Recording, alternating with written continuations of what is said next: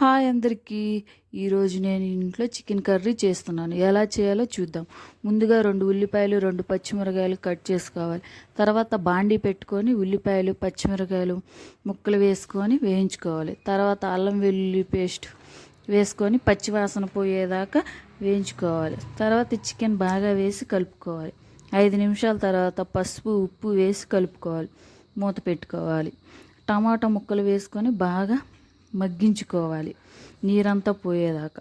చికెన్కి పేస్ట్ ఎలా తయారు చేసుకోవాలో చూద్దాం. మిక్సీలో యాలుక గసాలు ఎండు కొబ్బరి ధనియాలు స్టార్ అని చెక్క లవంగాలు వాటర్ పోసుకొని పేస్ట్లా చేసుకోవాలి. ఈ పేస్ట్ 1½ స్పూన్ కారం 1½ స్పూన్ వేసుకొని కలుపుకోవాలి. 2 మినిట్స్ ఉంచిన తర్వాత 2 గ్లాసులు వాటర్ పోసుకొని వాటర్ అంతా దగ్గరికి అయ్యి గ్రేవీలాగా అవ్వాలి. అలాగే చికెన్ అంతా ఉడికించుకోవాలి. తర్వాత చికెన్కి లాస్ట్లో మసాలా ఎలా చేసుకోవాలో చూద్దాం. ధనియాలు ఎండు కొబ్బరి చున్నులపాయలు ఈ 3 మిక్సీలో పౌడర్ లాగా వేసుకోవాలి.